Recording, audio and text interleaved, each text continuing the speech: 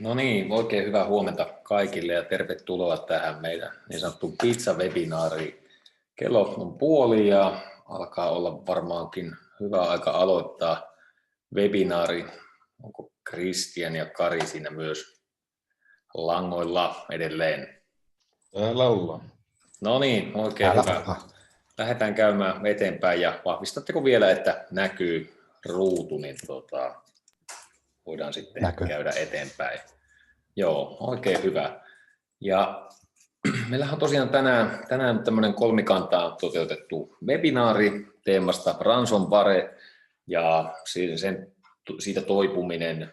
Ja mä olen teidän isäntänä tänään, eli Tapio Värmäki on teknologia evankelista Exclusive Networks nimissä yrityksessä. Ja me ollaan maahantuoja kautta jakelijayritys tähän Rubrik-teknologiaan liittyen, jota Kristian tänään edustaa. Eli kyseessä tämmöinen backup kautta palautusteknologia, ja siihen oikein hyvä onkin. Ja Kristian sitten kertoo myöhemmin tarkemmin tästä. Ja sitten meillä on tässä tämmöisenä niin kuin integraattori kautta palvelutuottajakumppanina niin Konehuone, ja heitä edustaa Kari Alhonen, ja Konehuone on tämmöinen niin kuin viime vuosina datakeskusten modernisointiin keskittynyt toimija, ja nykyään osa Net Nordicia, mutta Kari kertoo sitten omassa puheenvuorossaan tarkemmin hieman omasta yrityksestä ja sen toiminnasta. Ja meillä on tänään semmoinen aikataulu, että lyödään tosiaan tässä seminaarit tulille, ja sen jälkeen niin mä käyn korkeintaan 25 minuuttia, mahdollisesti vähän vähemmänkin. Katsotaan, miten meillä sitten vaikka asiaa riittää, tuleeko kysymyksiä ja näin edelleen, mutta korkeintaan 25 minuuttia niin johdatan teidät tähän ransomware-teemaan, ja sen jälkeen sitten Kari tosiaan kertoo hieman niin kuin tarkemmin, että ei pelkästään niin kuin ransomwareihin, jotka on siis tällä hetkellä yleinen verkkouhka, vaan sitten yleensäkin Kari kertoo niin kuin tämmöistä tietoturvan tilannekuvasta, että miten sitä tietoturvan nykytilannetta voi niin kuin havainnoida ja valmiuksia sitten tämmöisten erilaisten uhkien, kuten ransomwaren tunnistamiseen ja sitten mahdollisesta saastumisesta toipumiseen. Ja sitten tosiaan Kristian kertoo Rubrikin näkökulmasta, että miten sitten Rubrik voi auttaa ransomwaressa tämmöisenä teknisenä ratkaisuna. Ja ne, kenelle Zoom ei mahdollisesti ole tuttu, niin tämä on tosiaan tämmöinen yleinen verkkokokousalusta, ja nyt käytetään tämmöistä webinaarimoodia tässä. Eli osallistujat ei pysty puhumaan, mutta kysymyksiä voi lähettää, eli siellä on semmoinen Q&A-paneeli. Niin sieltä vaan sitä mukaan, kun kysymyksiä tulee, niin laittakaa tulemaan, ja me sitten sopivassa välissä pyritään niihin vastaamaan. Ja tästä pitäisi olla nyt nauhoitus käynnissä, mikä tarkoittaa sitten sitä, että jos se nauhoitus onnistuu, joskus on vähän haasteitakin, niin siinä tapauksessa sitten voidaan jaella myös tallenne jälkikäteen tästä. Ja meillä oli tämä pizza-teema, niin osallistujillehan oli tästä sitten vähän niin kuin lounaaksi luvattu kotipizza, eli siitä tulee sitten erikseen sähköpostilla tämmöinen pizza-voucheri. Ja mä luulen, että me voidaan käydä tähän itse asiaan, eli tähän ransomware-teemaan. Ja jos lähdetään niin kuin katsomaan, että varmaan useimmille tämä on niin kuin jollain tavalla ainakin käsitetasolla tuttu, niin jos lähdetään katsomaan vähän, että niin kuin mistä ransomwaressa on tarkemmin kysymys, niin se on niin kuin jonkun sortin tällainen kiristyshaittaohjelma, ja yleensä se tarkoittaa sitä niin kuin toiminnaltaan ja toiminnallisuudeltaan, että se on jonkin sortin haittaohjelma, joka joko niin kuin estää sun pääsyn siihen dataan, pahimmassa tapauksessa voi sitten myös poistaa sen, ja sitä ei ole edes palautettavissa, semmoisiakin tapauksia on, mutta niin kuin pääpiirteittäin se yleensä on niin, että tiedostot kryptataan jollain menetelmällä, jota on niin kuin hyvin hankala, tai sitten voi olla käytännössä mahdoton purkaa sitä kryptausta ilman, että sulla on se avain tiedossa, ja yleensä tämä sitten toimii sillä tavalla, että silloin jos sulle tämmöinen saastuminen tulee, niin sulle tulee hyvin monimuotoiset ohjeet siitä, että miten tämä lunnasraha voidaan maksaa, ja aika usein se sitten vielä maksetaan bitcoineina tai muuna kryptovaluuttana, eli sitten, että saataisiin tavallaan tehtyä tämä anonyymisti tämä asia, ja että sitä olisi hankala jäljittää ennen kaikkea.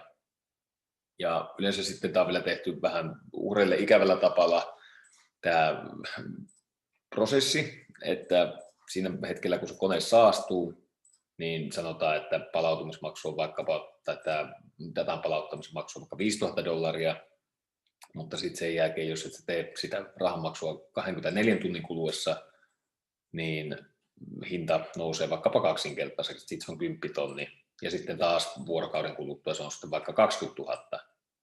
Ja sitten se, mitä katsotaan tämän hyökkäyksestä vähän myöhemmin ja puhutaan niistä lisää, mutta nyt sitten niin kuin ikävänä tämmöisenä uutena ilmiönä on alkanut tapahtua enenevissä määrin sellaista, että sitten tämä niin kuin tieto yritetään sitten, tai niin kuin uhataan julkistaa, ja se tekee niin kuin siitä sitten monen organisaation kohdalla sitten entistä tavallaan niin kuin hankalammasta tilanteesta, miten pitäisi reagoida. Eli ei ole vain niin, että data on hävinnyt tai ei ole saatavilla, vaan sitten, että se uhataan sitten myös vuotaa johonkin. Eli on tullut nimenomaan tämä niin kuin kiristys siihen sitten vahvempana ja vahvempana elementtinä osana tätä toimintaa.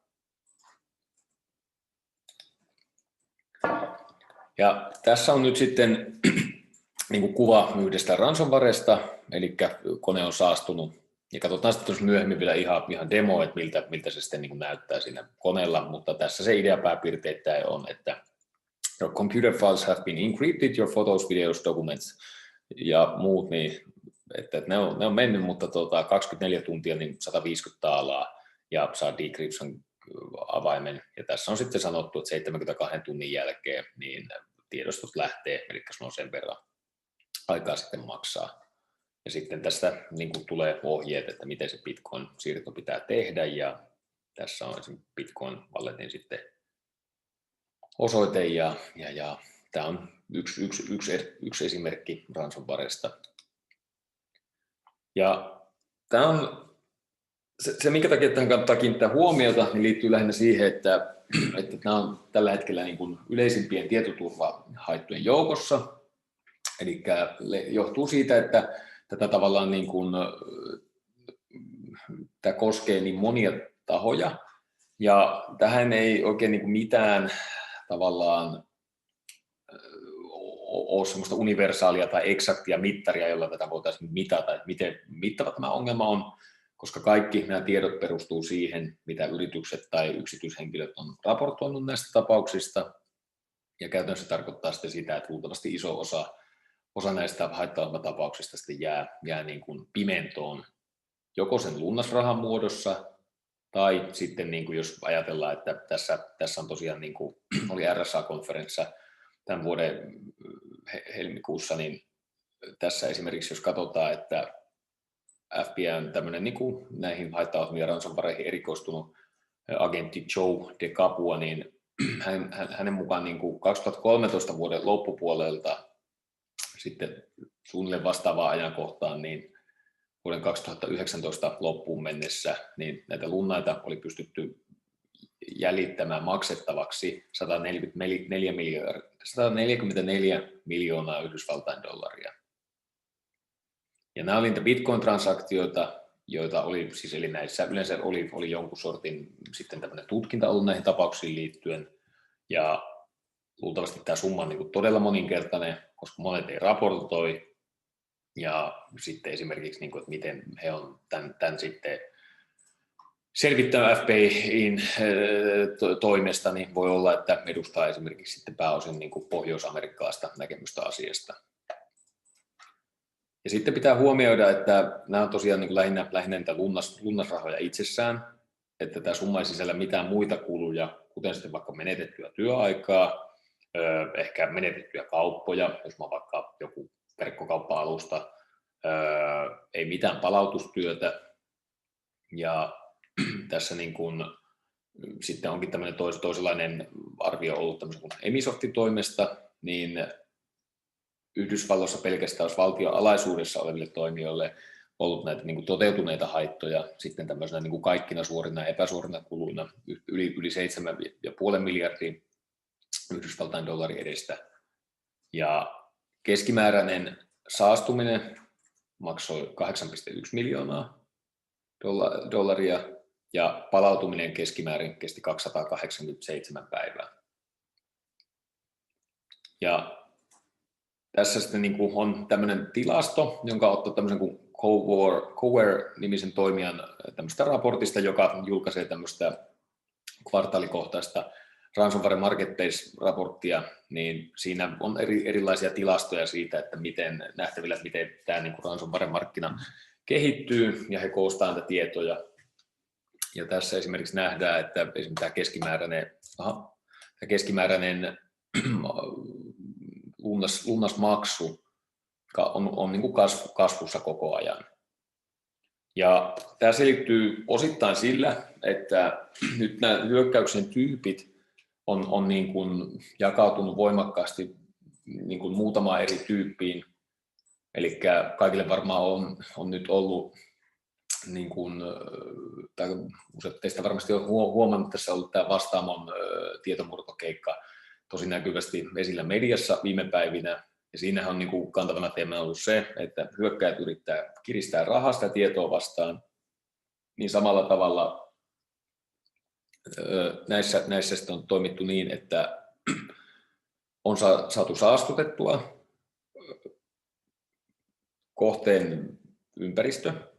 Ja se ei olekaan ollut enää sitten perinteinen se hyökkäys, että niin kuin välittömästi niin kuin laukaistaan se haittaohjelma, kun saadaan se ensimmäiselle koneelle ja toivotaan, että se leviää sillä mahdollisimman hyvin, vaan se on ollut tämmöinen niin kuin kehittyneempi hyökkäys, jossa on saatu se niin sanottu alustava yhteys, initial compromise sinne, alustava saastuminen, ja sen kautta on sitten lähdetty tekemään sitä lateraalista leviämistä ja pystytty niin kuin identifioimaan ensinnäkin niitä niin kuin kruununjalokiviä sieltä vähän, että mitkä on niitä arvokkaita assetteja, missä voisi olla arvokasta tietoa. Voidaan hakea sitä tiedosta sanoilla confidential tai internal tai business tai done deals tai mikä ikinä tavallaan toisi meille niin kuin semmoista mahdollisimman niin kuin hyökkäjän näkökulmasta arvokasta tietoa, niin ne on tavallaan, että sen sijaan tehtäisiin vaan tämmöinen sokko saastuttaminen heti kun saadaan se yksi kone lataamaan se haittaohjelma, niin on pyritty ensin lataamaan sitä tietoa pois sieltä organisaatiosta ja sen jälkeen on voitu sitten osoittaa, että hei, meillä on hyökkäillä ensinnäkin on tätä tietoa ja sitten jos ne on havainnut, että se on joku tämmöinen niin kuin korkeamman profiilin toimija, jolla on aidosti sensitiivistä tietoa. Varmaan kaikilla organisaatioilla on jotain sensitiivistä tietoa, mutta sitten jos olet vaikka terveydenhuoltoalan toimija tai finanssialan toimija, jota ei koske pelkästään se, että usein se tieto mielletään sensitiiviseksi, vaan se on myös usein reguloitua, niin sitten näitä kohtaan pystytään, tai on nämä hyökkäjät sitten niin kuin tehnyt sitten tämmöistä niin kuin vahvempaa kiristämistä ja painostusta uhkaamalla julkistaa niitä tietoja ja tavallaan uhkailemalla, että ajatelkaa mitkä on vaikka seuraukset GDPR:n näkökulmasta tai jos on Jenkeissä sillä on omia vastaavia säädöksiä, että teille tulee sanktioita myös siitä näkökulmasta. Ja tämä on tehnyt niin kuin sen, että tämä summien määrä on sitten lähtenyt niin kuin voimakkaaseen nousuun. Ja sitten jos me katsotaan niitä mahdollisia haittoja, niin se lunnasraha itsessään on tietysti niin kuin, se on yksi kustannus. No sitten voidaan ajatella liiketoiminnan jatkuvuutta, eli yleensä erityisesti valmistava teollisuus, prosessiteollisuus, kaikki tämmöinen, missä niin kuin se tavallaan niin kuin liiketoiminnan pitäisi koko ajan jatkua, tai se liiketoiminta varmaan pitää jatkoa kaikilla, mutta siis se prosessin täytyy jatkoa koko ajan, että jos esimerkiksi verkkokauppa on nurin yhden vuorokauden, niin se on tässä on katastrofiselle verkkokaupalle ihan samalla tavalla kuin paperitehdas tai joku muu, niin nämä on yleensä niitä niin kuin tavallaan, tästä yleensä tulee myös se paine sitten monessa tahossa, että joko se voi olla sitä sensitiivistä tietoa, mutta sitten voi olla myös tämä liiketoiminnan jatkuvuus sitten se on niin kuin tietyillä toimialoilla niin kuin yleensä se pahin haitta. Varsinkin jos se leviää, katsotaan näitä esimerkkejä kohta, minkälaisia hyökkäyksiä on ollut. Ja sitten toki niin kuin palautumisen kustannukset itsessään, ja tässä nyt viittaan ennen kaikkea tähän niin kuin incident response-osuuteen, jolla tarkoitetaan siis tästä niin kuin ransomwaresta löytämistä ja poistamista ynnä muuta. Ja sitten on niin kuin toki kaikki sitten muut IT-kustannukset myös. Eli voi olla, että pitää tehdä jotain lisäinvestointeja, voi olla, että joudutaan hankkimaan jotain, tai hankitaan tosiaan niin kuin lisäkalustoa jotain, voi olla, että pitää niin kuin hankkia erilaisia palveluita, hankkia ehkä uusia laitteita, eli se on sitten kaikki muu tähän liittyen. Sitten tietoturvahaittoja vastaan myydään nykyään vakuutuksia, niin voi tulla näitä niin kuin voi olla vakuutusmaksuja, ja nämä on tietysti, jos ajatellaan, että nämä summat on kovassa kasvussa, ja sitten jos se vakuutus sattuu sen kattamaan, niin tietysti vakuutusyhtiöillekin on business, että niiden täytyy niin kuin kannattavasti tätä pystyä tekemään, niin sitten voi olla, että ne on ihan tuntuviakin ne kustannukset sieltä kautta. No sitten on nämä mainehaitat, ja vaikka ei nyt tämä Vastaamon keikka esimerkiksi ole niin kuin suoraan ransomware, mutta siinä on analogiaa tosi paljon näihin, niin kuin erityisesti näihin kiristyskeikkoihin, niin mainehaitat on niin kuin väistämättömiä näillä sensitiivisemmillä toimialoilla. Ja nyt sitten on mielenkiintoista nähdä esimerkiksi tässä tapauksessa, että tuleeko sitten regulaatiosta seuraavia sanktioita. Ja sitten on kaikki epäsuorat haitat ja vahingot, joita ei niin kuin ehkä tässä mitata suoraan. Ja ne voi olla sitten esimerkiksi niin kuin tulla esimerkiksi sen yrityksen yhteistyökumppaneille. Eli jos katsotaan vaikka tässä, että aloitetaan tästä Marskin keikasta, on kolme tämmöistä ransomware-esimerkkitapausta tästä, jotka on aika tämmöisiä, sanotaan suureellisia, mutta nämä on siinä mielessä myös mielenkiintoisia, että näihin liittyy ehkä tavallaan mittakaavaa ja sitten näistä on puhuttu avoimesti. Niin Marskille tapahtui 2017 tämmöinen paha ransomware-hyökkäys, jossa oli tämmöinen kuin NotPetya-niminen ransomware. Ja kyllä siis tanskalainen tämmöinen kontteja operoiva ja siihen niin kuin toimintaa liittyvä toimija Marski, joka on siis Tanskan suurimpia, ellei suurin yritys. Ja heillä saastui yli 50 000 työasemaa tämän ransomware-hyökkäyksen seurauksena. Ja kaikki sai alkunsa siitä, että yksi työntekijä on klikannut sieltä jotain auki, ja siitä on tavallaan niin kuin sitten pidettykin niin kuin esitykset, miten tehokkaasti se lähti sitten leviämään sieltä yrityksen sisältä, ja osa näistä niin kuin saiteista saastui välittömästi, ja osa sitten niin kuin oli jo saastunut, mutta se ei ollut vielä ehtinyt aktivoitua, mutta se oli niin kuin huomattava tämä niin kuin vaikutus heihin. Ja Marskin tapauksessa heillä oli niin kuin vielä kohtuullisen hyvä tämmöinen niin kuin palautumiskyvykkyys, eli he pystyivät tosi nopeasti palautumaan tästä niin kuin suhteessa siihen, että miten mittava se oli, että jos ajatellaan sitä 50 000 työasemaa. Ja 10 päivää heillä ei ollut käytössä IT-infraa juurikaan käytössä, ihan mukaan lukien kaikki Active Directorit ynnä muut. Ja arvioidut kustannukset on ollut $200 miljoonaa, mutta sitten katsoin eilen vielä, että niin kuin tästä on tosi monia eri arvioita ja niitä on nostettu todella paljon korkeammaksi niitä arvioita näistä toteutuneista haitoista. Ja sitten jos niin kuin miettii vaikka tämmöisessä niin kuin tilanteessa, niin se tavallaan epäsuorat vahingot, ne voi olla vaikka sellaisia, että sillä on ollut jotain rahtia tulossa, mutta niitä kontteja ei ole saatu luovutettua satamissa eteenpäin, siitä johtuu, että IT-järjestelmät on ollut alhaalla. Niin sitten esimerkiksi on viivästynyt rahdin saanti jonnekin, ja sitten kun joku yritys ei saa omaa rahtiaan, niin heille taas aiheutuu omaa liiketoimintaa viiveitä, ja sitä kautta haittoja luultavasti. Ja sitten tavallaan nämä on myös semmoisia niin kuin epäsuoria kustannuksia, mitä Marskin itsessään on todella hankalaa alkaa niin kuin kaikkia jäljittämään ja arvioimaan. Eli todellisessa niin kuin nämä aiheutuneet vahingot on varmaan paljon isompia, mutta tässä puhutaan niin kuin summista, jota pelkästään tämä yksi yritys on sitten niin kuin heihin on kohdistunut. No sitten oli viime kesänä niin tai keväällä niin oli norjalainen alumiinivalmistaja Norsk-Hydro, jossa tosiaan tilanne oli se, että siellä yksi työntekijä oli niin kuin havainnut sähköpostin luotetulta asiakkaalta, ja muista sitten, että oliko siinä tilanne se, että se oli niin kuin käytetty sitten vaan hyväksi tämän niin kuin luotetun henkilön ikään kuin sähköpostia ja sitä mainetta, ja sitä kautta sitten lähetetty sitten sähköposti, mutta joka tapauksessa hän oli avannut sitä sähköpostia sen liitteen olevan tiedosto, ja sitä kautta oli sitten saatu taas tämä haittaohjelma tähän heidän ympäristöön, ja alkoi sitten tämmöinen niin kuin leviäminen siellä, ja tässä oli sitten kanssa näitä lukemia, että jos katsotaan, niin 22 000 työasemaa, 170 eri saittia ja 40 eri maassa, niin siinäpä sitten alkaa sitä palauttamaan, ja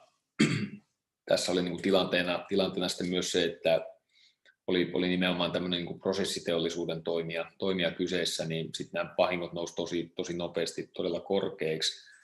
Ja tämäkin summa on sitten vielä mä olen nähnyt tästä niin kuin vielä päivitettyjä versioita, mutta että niin kuin ainakin 45 miljoonaa puntaa on pystytty vahvistamaan, että nämä on ollut näitä Norsk-Hydrolle aiheutuneita vahinkoja, niin heidän tapauksessaan on maksanut luultavasti niin kuin suuri osa tästä summasta on tullut siitä, kun alumiinivalmistus on keskeytynyt tai jalostaminen.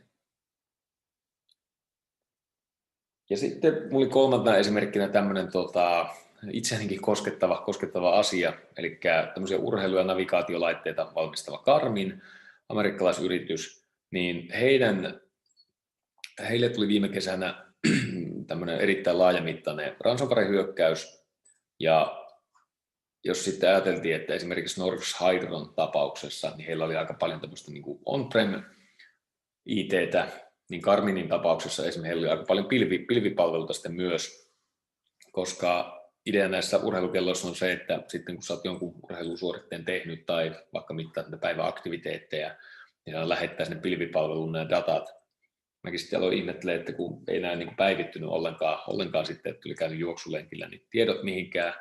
Johtui yksinkertaisesti siitä, että pilvipalvelu oli saatavilla ja se oli tosi pitkään pois vielä, että se oli toista viikkoa se keskeytys, ja sitten esimerkiksi jos sä käytät tämmöistä johonkin navigointiin, niin sä voit esimerkiksi heidän palveluista ladata karttoja tai tehdä erilaisia säätöjä näihin liittyen, ja sitten jos ne ei ole niin kuin saatavilla, niin se ei ole tietysti näille asiakkaille kovin kiva asia. Ja tässä Garminin tapauksessa niin tilanne oli ilmeisesti kohtuullisen paha, koska he maksoi lunnaat ja se on arvioitu olevan useita miljoonia. Eli se alkuperäinen pyyntö oli yli 10 miljoonaa, mutta se arvio on, että se olisi niin kuin ollut muutaman miljoonan kieppeillä maksettu summa, ja he käytti sitten tämmöistä niin kuin neuvotteluyritystä siinä. Eli on tämmöisiä niin kuin ransonvaro-tilanteissa, että jos se tilanne on sitten päällä, niin on tullut tämmöisiä yrityksiä markkinoilla, jotka sitten tietää tavallaan hyvin ne toimijat ja tietää, niin minkälainen se haitta on, ja sitten koska niin kuin, ja on tavallaan nähnyt niitä tapauksia, ne auttaa sitten niin kuin siinä sitten niin kuin laskemaan sitä summaa, ja voi olla, että sitten myös siinä palautumisessa. Ja tosiaan Garminin tapauksessa niin oli sitten tämmöinen kuin Wasted Locker haittaohjelma kyseessä, niin siinä ei oikein tiedetty, että olisi mitään varsinaisia heikkouksia, niin he sitten niin kuin sitä kautta päätyi sitten maksamaan nämä lunnaat. Ja sitten jos me katsotaan ihan, että miten se käytännössä toimii, niin se toimii tavallaan se ransomware vähän niin kuin seikkaperäisemmin, sanotaan, että pikkasen teknisemmällä tasolla. Niin yleensä se käyttää joko käyttäjärjestelmän natiiveja kryptaustyökaluja, jotain valmiita saatavilla olevia tämmöisiä niin kuin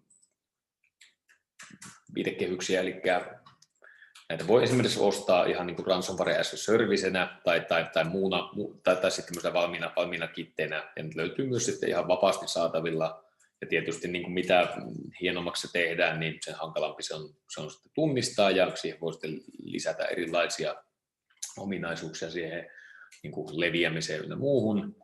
Ja tämä tosiaan vähän niin kuin DDoS-hyökkäyksen kanssa, että pimeästä verkosta, niin sä voit ostaa näitä ransomwareja palveluna, ja se tekee tästä kyllä sitten niin kuin valitettavan yleistä.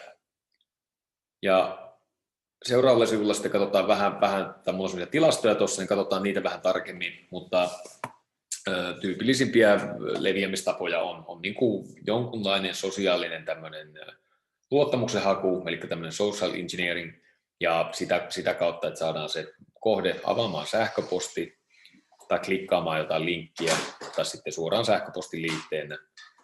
Ja tästä sitten niin kuin seuraa se, että se haittelauma ajetaan siinä koneella ja saattaa hakea lisäkomponentteja siihen liittyen. Ja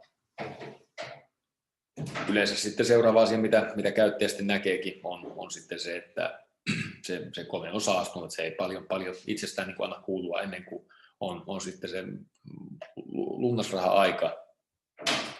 Ja se voi tapahtua kohtuullisen nopeastikin sitten se kryptaaminen. Mutta se taas riippuu tosi paljon siitä hyökkäystyypistä, että miten on haluttu sen, varsinkin nämä, mitkä heti kun se koneeseen saadaan, niin alkaa aloittaa sen kryptaamisen, niin siinä vaiheessa kyllä sitten levy IO-lukemat menee aika tappiin. Ja sitten kaikkein pahimpia on tosiaan nämä mitkä lähtee sitten leviämään, ja sitä kautta sitten saattaa niin kuin rampauttaa se yrityksen toiminnan tai organisaation toiminnan todella nopeastikin, jos se organisaation verkko sen niin kuin sallii ja mahdollistaa. Ja tässä tosiaan vielä vähän tilastoja, että mitä kautta näitä on tullut ja mikä on niin kuin liittynyt eri hyökkäyksiin, niin 67% hyökkäyksiä on ollut joku tämmöinen sähköposti, johdonnainen. 3% tapauksia on ollut joko heikkoa tämmöistä access managementia tai sitten niin kuin heikkoja salasanoja, vakiosalasanoja, jotka ei eräänny.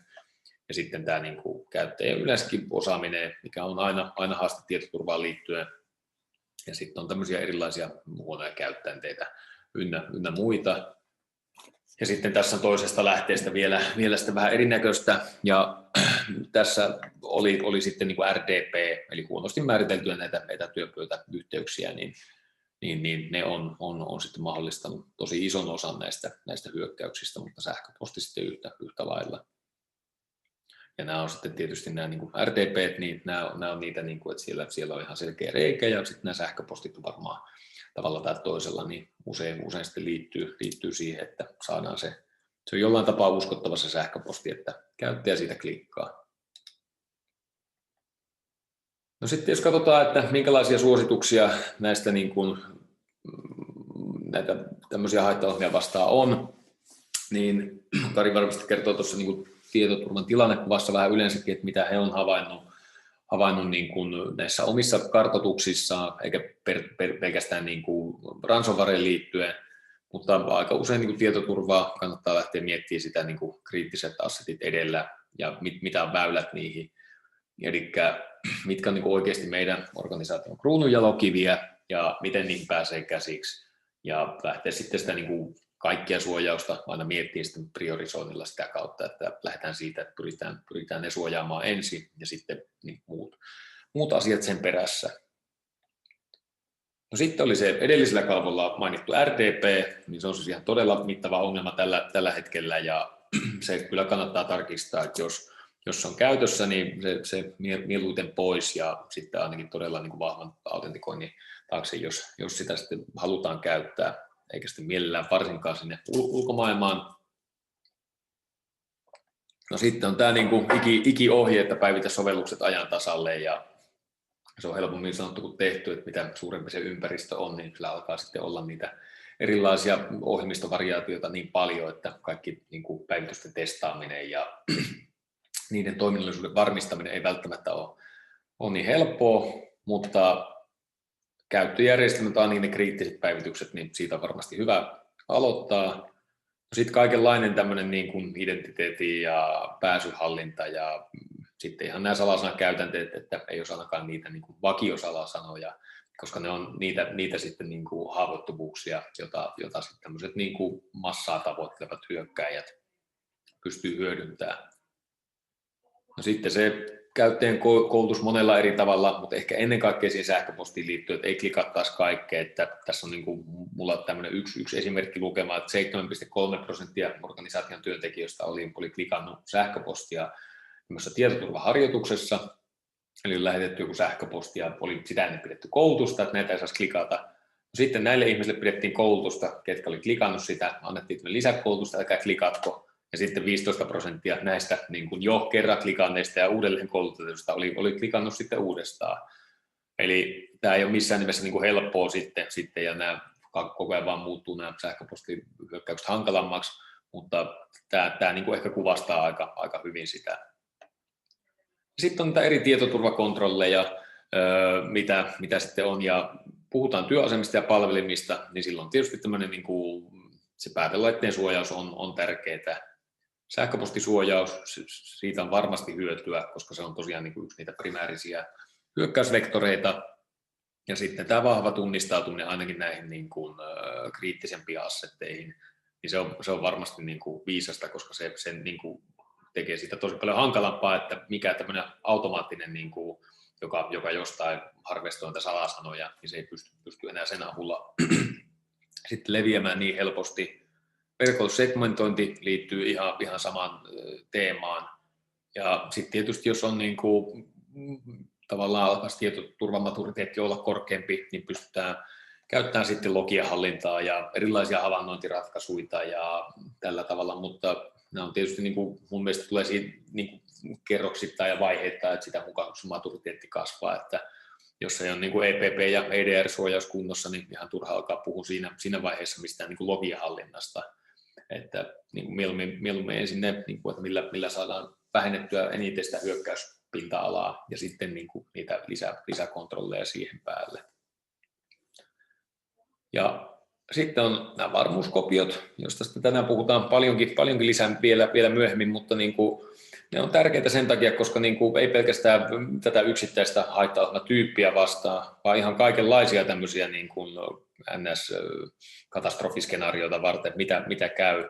Ja se varmuuskopiot ja niiden tämmöinen resilienssi ja myös sit se palautumisprosessi, että ei pelkästään se, että otetaan niitä varmuuskopioita, vaan että pystytään sitten palautumaan siitä. Ja se koskee myös kaikkea muuta, että niin kun sitä on hyvä harjoitella ja testata, ja sitten jos on tämmöisiä teknisiä ratkaisuja käytössä, että jos jotain käy, niin miten se koko prosessi menee, koska sitä aika monessa tapauksessa tilanne on sitten se, että sitten kun se uhka iskee päälle, niin silloin sitten tavallaan aletaan harjoittelemaan eka kertaa, ja sitten se on kyllä kurja tilanne siinä tilanteessa alkaa niitä asioita käymään läpi. Ja mulla oli tässä vielä semmoinen demo valmisteltu. Mä luulen, että mä siirrän puheenvuoroa pikkuhiljaa Karille, koska aika juoksee eteenpäin, niin mä pysäytän mun jaon tähän, ja Kari voisi tästä jatkaa nyt sitten eteenpäin. Tuohan sopii. Pikku hetki. Mennään seuraavaan aiheeseen.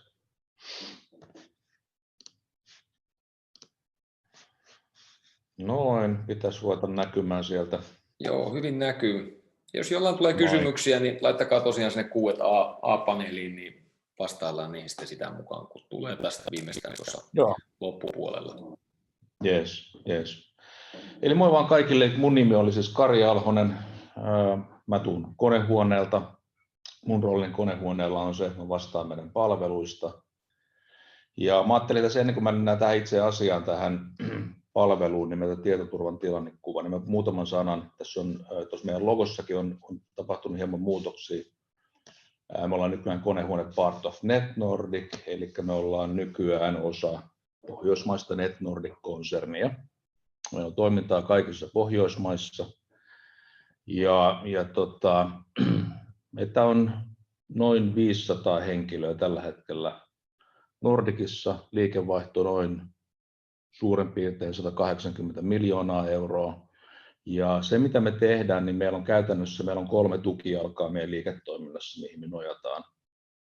Ensimmäinen on datacenteri, eli älykkäät datacenter-ratkaisut, älykkäät ja modernit datacenter-ratkaisut. Tämä liiketoiminta, mitä konehuone tekee. Toisena tukijalkana meillä on tietoliikenne ja kolmantena tukijalkana aihe, mitä me tänäänkin käsitellään, on tietoturva eli cyber security. Ja kaikissa Pohjoismaissa tulee olemaan nämä 3 tukijalkaa ja ne on hieman eri vaiheissa eri maissa. Esimerkiksi Ruotsissa on todella kovaa tietoturvaosaamista. Se taitaa olla Ruotsin suurin palvelukumppani. Meillä Suomessa taas meillä on datacenter-liiketoiminta, meillä on huomattavasti pidemmällä. Tietoliikenneliiketoiminta on jo kohtalaisen hyvällä tasolla ja cyber security-liiketoimintaa lähdetään kovasti kehittämään nyt alkavana vuonna. Mutta tähän liittyen tosiaan niin palvelu ei ehkä pelkästään ransomwareen liittyvä, vaan yleensä tämmöinen tietoturvan tilannekuva tosi hyvin paljon perustuu siihen ransomware-uhkaan. Ja tämä oikeastaan lähti siitä liikkeelle tämän palvelun rakentaminen, että me tehtiin joitain vuosia sitten yksi aika mittava projekti eräälle globaalille toimijalle, missä uudistettiin tämmöinen globaali datacenter. Me oltiin mukana siinä datacenterin modernisointihankkeessa 4-5 eri teknologialla toteuttamassa sitä. Saatiin se hyvin maaliin, saatiin siitä hyvä palaute ja sitten siitä noin vuosi eteenpäin nämä ransomware-uhat rupesi yleistymään. Tämä taisi olla sitä Märskin aikaa. Märski oli ollut jonkun aikaa silloin uutisissa ja tämän kyseisen yrityksen hallitus antoi tehtäväksi IT:lle, että tuottakaapa meille raportti ja tuottakaapa meille ymmärrys siitä, että mikä on meidän yrityksen kyky vastata tietoturvauhkiin tänä päivänä. Johti sitten siihen, että sain puhelun tältä yrityksestä ja kysyttiin, että olisitte se halukas lähteä tekemään tällaista teiltä projektipäällikköä ja sitten osaatte aika monta teknologiaa, mitä meillä on käytössä ja niihin, mitä ette osaa, niin hommataan sopimuksella muita yrityksiä tekemään. Ja me päätettiin tuotteistaa tästä geneerinen palvelu, joka on geneerisesti yrityksille myytävissä ja geneerisesti yrityksille tuotettavissa projektinomaisesti. Ja me ollaan tätä tehty nyt vähän toista vuotta. Me ollaan tehty tätä sekä finanssipuolella että sitten teollisuudessa. Ja meillä on paraikaakin juuri tällä hetkellä käynnissä yksi tämmöinen tietoturvan tilannekuvan muodostaminen. Mutta katsotaan vähän, että mistä tämä lähtee, mikä tulokulma tässä oikeastaan on tässä palvelussa. Ja tämän palvelun, sanotaan, että palvelun koko, että jos me lähdetään yrityksille rakentamaan ymmärrystä ja lähdetään rakentamaan tätä tilannekuvaa, niin se on tietenkin kovin riippuvainen siitä, että paljonko meillä on teknologioita, joita meidän täytyy läpikäydä, paljonko meillä on prosesseja läpikäytävänä, jne. Mutta me ollaan, sanotaan, että pienimmillään meillä on tuommoinen 10-15 henkilötyöpäivän setti ja laajimmillaan niin muistaakseni nyt yli 150 HTP. Mennään oikein isoihin ympäristöihin ja on paljon eri teknologioita. Mutta tavoitteena on tuottaa ymmärrystä näihin seuraaviin asioihin, mitkä tässä on mainittuna. Tuottaa vähän ymmärrystä ja katsoa, että miten nämä asiat oikein makaa, että kuinka estää, kuinka ennaltaehkäistä hyökkäys. Kysehän ei oikeastaan siitä, että hyökätäänkö meitä kohtaan vaiko eikö. Että ennemmin tai myöhemmin niin kyllä siellä joku niitä ovia kolkuttelee ja katsoo, että miten voitaisiin saada irti tuosta yrityksestä. Kyllä tuo sen verran yleistä on. Kuinka estää, kuinka ennaltaehkäistä. Tässä vaiheessa aika usein niin se ensimmäinen, mikä ihmisille tulee mieleen, on palomuuri. Eli nyt tämä kaveri puhuu palomuurista ja minkälainen palomuuri meillä on ja minkälaiset säännöt meillä siinä on. Toki se on sitä, mutta se on paljon muutakin. Esimerkiksi ihan tällaisia asioita, että millä tavalla me ollaan niin kuin ylläpidetty meidän järjestelmiä, mitä prosesseja meillä on käytössä, mikä meillä on päivityskäytäntö näihin ympäristöihin, miten tietoturvakorjaukset ajetaan sisään ja kuinka nämä asiat, mitä me olemme rakentaneet meidän datacenterissä tai meidän hybridissä, niin kun me olemme näitä rakentaneet, niin kuinka hyvin mulla on otettu huomioon valmistajien parhaat suositukset. Nimittäin tänä päivänä nämä teknologiavendorit antaa yllättävän hyvin nimenomaan tietoturvaan liittyviä parhaita käytäntöjä, joita sun kannattaisi ottaa huomioon silloin, kun sä lähdetään teknologiaa implementoimaan. Eli implementoinnit, versioinnit, ylläpidon prosessit, jne. Tuo on paljon muutakin kuin pelkkä palomuuri. No sitten tietenkin, että jos kuitenkin niin tapahtuu jotakin, että miten sä sitten havaitset sen, että joku on sisällä teidän yrityksessä, että minkälaiset logitukset teillä on teidän ympäristössä, onko teillä ylipäänsä logituksia? Käytättekö te tuotteita kuten Logaritmia tai Splunkia, tai minne tämä logi menee? Kuinka se, kun lähdetään keräämään logia, niin kuinka sitä käsitellään sitä dataa? Ja sitten viimeisenä tietenkin hyvin tärkeänä asiana, että jos mulle kuitenkin on tavaraa lentänyt tuulettimeen, niin mitäs mä toivon sitten tästä hyökkäyksestä? Mitä mahdollisuuksia mulla on? Miten mä oon suunnitellut tekeväni silloin ja kauan mulla menee aikaa, jotta tuo homma menee eteenpäin. Näihin kaikkiin 3 asiaan pyritään tuomaan niin kuin ymmärrys ja selkeys ja näin päin pois. No jotta tämä ymmärrys ja selkeys tulisi tämän projektin yhteydessä, niin meidän projektipäällikkö, meiltä tulee siis projektipäällikkö tähän projektiin, joka on vetänyt useita tämmöisiä vastaavia projekteja läpi, niin hän lähtee prosessina työstämään tätä asiaa eteenpäin. No ihan ensimmäinen asia on se, että meidän pitäisi tunnistaa, mitkä komponentit meidän ajoympäristössä, on se sitten on-premia, julkipilveä tai hybridiä, mitkä komponentit on tuotantokriittisiä, mitkä meidän tulee katsastaa. Meillä saattaa olla paljon sellaista tavaraa, jotka ei ole niin tuotantokriittisiä, mutta ainakin ne tuotantokriittiset komponentit meidän pitäisi pystyä tunnistamaan ja katselmoimaan niiden tila. No sittenhän meidän pitäisi määritellä tavoitetila, että mihin me halutaan päästä. Ja tässä on niin kuin aika suuressa roolissa on tietenkin se, että jos meille käy oikein huonosti, niin meidän täytyisi tavoitetila määritellä esimerkiksi sille, että kuinka monta vuorokautta, kuinka monta tuntia, kuinka monta vuorokautta, kuinka monta jotakin aikayksikköä saa kulua ennen kuin meidän palvelut on uudestaan päällä. Ja tuo vaikuttaa aika oleellisesti sit siihen, että minkälaisia toimenpiteitä ja minkälaisia toimenpidesuosituksia ja minkälaisia jatkotoimenpiteitä lähdetään tekemään, jos näihin on tarve. Mutta täytyisi määritellä se tavoitetila, mihin me halutaan päästä, arvioida se nykytilanne ja katsoa tämä delta, mikä muodostuu tavoitetilan ja nykytilan välillä. Sittenhän tässä on paljon hallinta- ja ylläpitoon liittyviä prosesseja ja niiden katselmointeja. Mä annan esimerkin, saako sama henkilö olla pääkäyttäjänä varmistuksissa ja tietokannoissa? Onko tämä sallittua? Esimerkiksi sellaisen toiminnan varalta, että kaveri saa monoa, ottaa herneen nenään, tuhoaa tietokannat ja tuhoaa samalla varmistukset. Eli tämän tyyppisiä asioita vähän pollataan siinä. Katsotaan ylläpitoon liittyviä prosesseja.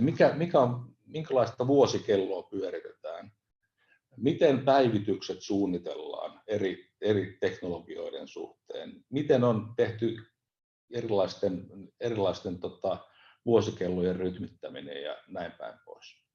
No sitten kun se tavoitetila on määritelty, ja sitten me ollaan katselmoitu prosesseja, me ollaan katseltu teknologioita, me ollaan katseltu toimenpiteitä, niin sitten sen jälkeen niin voidaan antaa suosituksia toimenpiteistä, joilla me päästään tähän tavoitetilaan. Ja suosituksia ylläpidon toimenpiteistä, jos siellä on jotain mihin täytyisi kiinnittää huomiota. Prosessinahan tämä etenee sillä tavalla, että me nojataan kaikissa meidän toiminnoissa ja kaikissa meidän palveluissa, me nojataan teknologiavendoreiden parhaisiin käytäntöihin. Ja niin kuin mä tuossa aikaisemmin totesin, niin nämä on erittäin hyvin dokumentoituja teknologioittain, nämä parhaat käytännöt ja nimenomaan vielä tietoturva tulokulmalla. Ja tuossa on vaan, että mihin me niin kuin peilataan, miten joku tuote on asennettu ja otettu käyttöön, peilataan parhaisiin käytäntöihin, ohjelmisto- ja korjaustasot peilataan parhaisiin käytäntöihin, sitten ylläpidon prosessit ja käytännöt. Sitten tullaan semmoiseen mielenkiintoiseen asiaan, että miten on ohjeistettu, eli päivityssuunnitelmat, DR-suunnitelmat, ylläpidon prosessit ja käytännöt. Mitkä ovat ohjeistukset yrityksissä? Miten ylläpidon henkilökuntaa on ohjeistettu, että teidän tulisi toimia? Ja jos ne ohjeistukset on rakennettu tavallaan parhaiten käytäntöjen mukaan, niin sittenhän katselmoida täytyy se, että toimitaanko näiden ohjeistusten mukaisesti. Ja tällä tavalla tämä lähtee etenemään tämä palveluprosessina eteenpäin. Ja kalenteriaikaa lyhyimmillään ollaan tehty varmaan kuukauteen tommonen, ja pisimmillään on ollut tommonen 4-5 kuukauden stintti, jos puhutaan niin kalenteriajasta, että ollaan viety läpi tällainen. Tosin siinä 5 kuukauden stinttiä kun tehtiin, siinä oli jo aika paljon porukkaa kaiken kaikkiaan tekemässä sitä assessmenttia. Projektipäällikkö tuli meiltä. No sitten mitä tämän projektin lopputulemana, mitä asiakas saa, mitkä ovat niin sanotut deliverables? Eli me ollaan yhdessä käyty läpi yrityksen kanssa se, että mikä se tavoitetila on tietoturvan osalta, mihin halutaan päästä. Se dokumentoidaan ja se on kirjoissa ja kansissa. Ja jos jälkeenpäin halutaan viitata jotenkin, että miten tässä yrityksessä pitäisi asioita tehdä ja mitä asioita ottaa huomioon liittyen tietoturvaan, niin voidaan aina viitata siihen dokumentoituun tavoitetilaan, jossa se on määritelty. Sitten me tuotetaan ihan tämmöinen johdon tiivistelmä tästä projektin tuloksesta.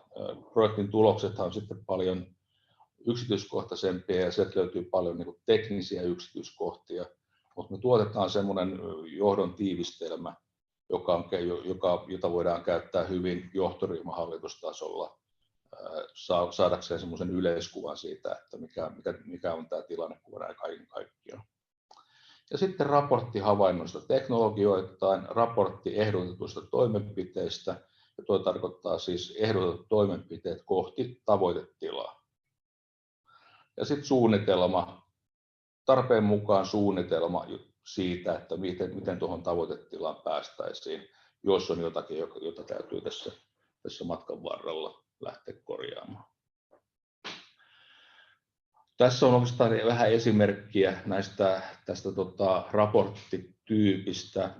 Nämä erilaiset havainnot, findingsit, niin luokitellaan prioriteetin mukaan, siis P1, P2, P3, P1 eli kaikkein tärkeimmät havainnot, niin nämä olisi syytä kyllä laittaa kondikseen per heti.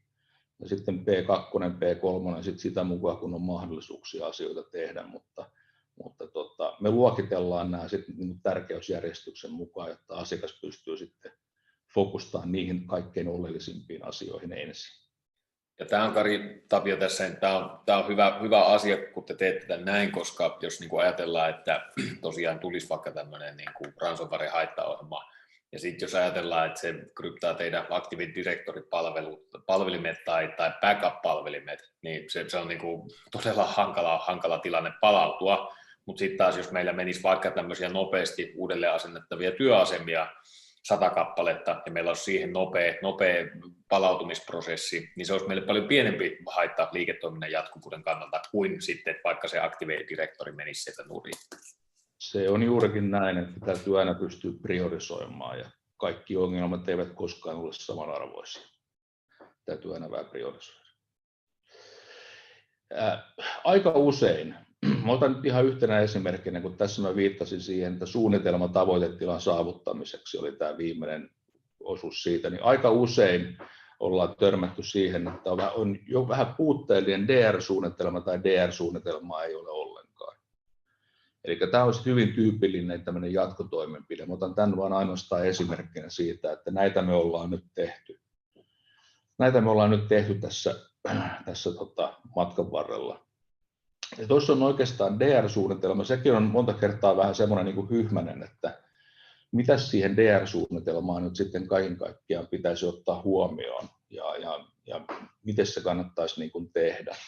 Niin mä halusin tämän tuoda ihan vaan tämmöisen niin kuin esimerkinomaisesti, että ainakin nämä asiat.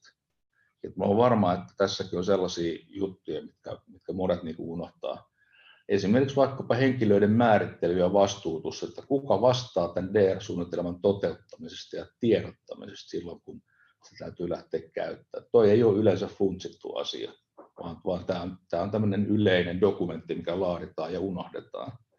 Että se jalkauttaminen ja vastuuttaminen, niin tämä unohtuu yleensä. Tämä ei ole pelkkää teknologiaa.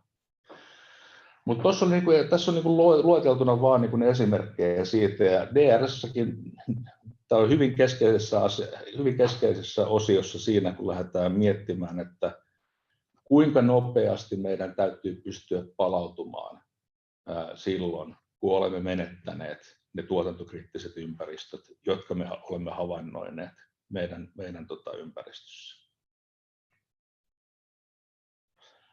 Kiitoksia tämän verran, mä ajattelin tästä aiheesta. Jos tämä aihe kiinnostaa, jos on tarpeita, haluatte kuulla lisää, kari.alhonen@konehuone.fi tai kari.alhonen@netnordic.com, molemmat käy.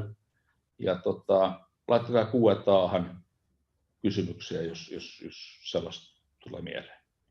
Kiitoksia mun puolesta. No niin, oikein hyvä ja kiitos Kari. Tosiaan niin kuin näitte siinä, niin oli aika hyvin mietitty noita eri elementtejä ja se tosiaan, että jos ajatellaan sitä ransomwarea ja sanotaan vaikka, että meillä on 2000 hengen organisaatio ja sitten tulisi se kaikkein hankalin tilanne, että sanotaan, että vaikka 70% työasemista yhtäkkiä saastuisi, niin se, että ja se olisi tosiaan oikein tämmöinen paha, että leviäisi paljon ja sitten meillä menisi vaikka nämä hakemistopalvelut ja muut nurin, niin sitten jos ei ole niin kuin mietitty sitä asiaa kertaakaan sen palautumisen näkökulmasta ja sitten niin kuin kommunikaation näkökulmasta, niin ihan pelkästään se, että miten niin kuin työntekijöille viestitään se ja miten ne tavoitetaan, niin voi olla niin kuin miettimistä siinä nopeasti ja silloin sitten tavallaan kun on vielä se kiire päällä, niin se niin kuin on todella hankala se yhdistelmä ja sen takia toi, niin kuin mitä Kari kävi läpi, niin käy kyllä kaikki todella hyvin järkeen. Ja seuraavaksi sitten Christian tosiaan käy läpi niin kuin tätä erityisesti niin kuin datan backuppaamista ja sen palauttamista ja miten sitten niin kuin Rubrik siihen voi keskittyä. Ja tänään erikoisteemana on tämä ransomware ja se että niin kuin miten Rubrikin kyvykkyys erityisesti näissä tilanteissa sitten voi auttaa. Ole hyvä, Christian. Hyvä, kiitos. Eli varmistan vaan, että mun työpöytä näkyy ja ääni kuuluu. Kyllä, kummatkin on saatavilla. Hyvä homma. Eli lähdetään käymään tosiaan läpi sitä niin kuin, tämmöisestä ransomwaresta toipumisen näkökulmasta, että mitä sitten tarkoittaa, jos tämmöinen ransomware on iskenyt, niin miten me pystytään siitä toipumaan. Ja tosiaan mä muutamalla sanalla vähän niille, jotka on eka kertaa kuulemassa Rubrikista, niin kerron tuossa vähän taustoja, että miten Rubrikin ihan suunnittelun näkökulmasta, miten Rubrik on tehty, on alusta asti otettu huomioon tämä nykymaailman uhkatilanne ja sitten tosiaan mulla on tässä demot, millä katsotaan sitten ihan miten tämmöisiä anomaliteetteja voidaan löytyä ja niistä löytää Rubrikin tavoilla ja niistä sitten palautua. Mutta oikeastaan pidemmittä puhetta. Mun nimi tosiaan oli Christian Salo ja Rubrikilla teknisenä kaverina ollut nyt 3 vuotta ja sitä ennen sitten melkein 20 vuotta erilaisissa datan turvaamistyyppisissä töissä niin EMC:llä kuin Sun Microsystemsillä kuin IBM:llä ja niin edespäin. 90-luvun alkupuolella aloitin nämä hommat. Mutta lähdetään tosiaan katsomaan muutamalla sanalla vähän niin kuin Rubrikin taustoista ennen kuin mennään tuohon teknologiaan, niin tosiaan 2014 perustettu yritys ja taustat sellaista, että se lähti oikeastaan siitä, että Bibu Singha, joka tuolla Yhdysvaltojen Piilaaksossa tämän yrityksen perusti, pitkä tausta hänellä Oraclella ja Nutanixilta ja niin päin pois. Keräsi ympärille tämmöisen founding engineers, niin kuin insinöörien porukan, ja lähti miettimään, että minkälainen pitäisi olla tämmöinen niin kuin 2020-luvun ja siitä eteenpäin datan hallinta, datan turvaamisjärjestelmä, ja ne lähti oikeastaan suunnittelemaan sitä 4 tämmöisen peruspilarin tai ajatuksen ympärille, joista ensimmäinen lähti siitä, että se pitää olla alun perin niin kuin tämmöinen hybrid cloud valmis, eli oli ne työkuormat sitten omissa konesaleissa, etäsaiteilla tai julkipilvessä, Google, Amazon, Azure, niin meillä pitää olla samat helpot, yksinkertaiset työkalut, millä me sitten hallitaan tämmöistä kokonaisuutta ja sen datan turvaamista. Toinen tämmöinen suunnittelukriteeri oli liittynyt sitten just tällaisiin kriisitilanteen palautumisiin eteenkin ja ihan ympäristön pyörittämiseenkin tietenkin, että se pitää olla äärimmäisen yksinkertainen operoida niin ihmisen näkökulmasta kuin automaation näkökulmasta. Eli tämä itse käyttöliittymän tai tämmöisen operoinnin kannalta se pitää olla sellainen, että sitä pystyy tekemään palautukset tämmöinen IT-generalisti, ettei tarvitse olla mitään 20 vuoden backup-tuotekokemusta taustalla, vaan jos nyt ymmärretään jotain virtuaaliympäristöistä ja palvelimista ja niin päin pois, niin hyvin helposti pystytään tekemään, niin kuin konfiguroimaan varmistukset, palautukset ja niin edespäin. Mutta myös sitten tämän automaation kannalta, eli Rubrik on täysin tämmöinen API first arkkitehtuuri, kaikki mitä voidaan tehdä käyttöliittymästä, voidaan myös sitten automatisoida, tai itse asiassa paljon muutakin, voidaan sitten automatisoida APIen kautta, ja sieltä löytyy valmiit integraatiot sitten kaikkiin tämmöisiin Splunkkeihin, mitä täällä mainittiin, ja Terraformit, Ansiblet, Chefit, ServiceNow, vCloud Directorit ja niin edespäin, jolloin pystytään helposti integroitumaan sitten ympärillä oleviin järjestelmiin, niin raportointi kuin sitten provisiointi ja tämmöisessä DR-tilanteista ympäristöjen uudelleenrakentamisen kannalta ja niin edespäin. Eli hybrid cloud valmis, äärimmäisen helppokäyttöinen, niin ihmisten kuin APIen kannalta tai automaation kannalta. Kolmas sitten liittyy etenkin tämän päivän topikkiin, on se, että se alusta asti suunniteltiin tämmöiseen, ne kutsutaan tätä niin kuin immuniteetiksi ransomware-hyökkäyksille, eli käytännössä tehty tämmöisen niin kuin äärimmäisen tietoturvan kannalta semmoinen, että itse Rubrikin arkkitehtuuri on itsessään jo tämmöinen niin sanottu shared, niin kuin scale out, shared nothing, trust no one arkkitehtuuri. Eli kaikki on kryptattua niin liikenteessä kuin levyllä kuin noodien välisessä liikenteessä. Ja myöskin tämä itse Rubrikin Atlas-tiedostojärjestelmä, joka on meidän luoma tiedostojärjestelmä, on ominaisuuksiltaan semmoinen, että ensinnäkään sitä ei pysty mounttaamaan mistään verkosta, jotta voitaisiin niin kuin hyökätä siihen ja kryptata se, vaan siihen keskustellaan ainoastaan APIen kautta. Ja toinen on semmoinen, että tämä Atlas-tiedostojärjestelmä on semmoinen, että kun sille varmistukselle on annettu joku säilytysaika, esimerkiksi 30 päivää ja 12 kuukausittaista, niin sen datan päälle ei voi kirjoittaa niin kauan kuin silloin säilytysaika, eli se itse tiedostojärjestelmä ei anna tämmöistä niin kuin datan ylikirjoitusta tehdä niin kauan kuin se säilytysaika on voimassa. Ja tarvittaessa nämä säilytysajat voidaan vielä lukita niin, että niitä ei pysty edes lyhentämään sitä säilytysaikaa muuta kuin tämmöisen erikoisprosessin kautta, missä vaaditaan sitä useamman henkilön hyväksyntä ja niin edespäin. Mutta palataan tähän vielä hetken päästä. Ja sitten se 4. suunnittelukriteeri oli se, että perinteisestihän backup on ollut sellainen, että se on niin kuin vähän kotivakuutus, että harmittaa maksaa, kunnes sitten jotain tapahtuu, niin sitten se on tosi kiva, että on olemassa se backup. Rubrikin ajatus oli se, että kun me kerran joka tapauksessa kerätään se kaikki meidän kriittinen tärkeä data niin kuin varmistuksiin, niin miksi me ei laitettaisi niitä varmistuksia töihin? Eli me indeksoidaan kaikki ne varmistukset, ja tästä indeksistä luodaan tämmöinen metadatajärvi, jota me voidaan sitten analysoida muun muassa tämmöisten ransomwaren hyökkäysten niin kuin anomaliteettien havainnoinnin kannalta, tai sitten tämmöisessä compliance-mielessä, ja mä tulen näistä molemmista puhumaan vielä hetken päästä, että miten tämä liittyy sitten tämmöiseen niin kuin datan turvaamiseen ja siitä nopeaseen palautukseen niin kuin tämän päivän topikin kannalta. Eli tosiaan näiden 4 asian ympärille se on rakennettu, hybrid cloud valmis, äärimmäisen helppokäyttöinen, äärimmäinen tietoturva, ja tämä ransomware-immuniteetti, ja sitten tosiaan, että se backup-data pitää pystyä laittamaan töihin tämmöisen niin kuin analytiikan kannalta.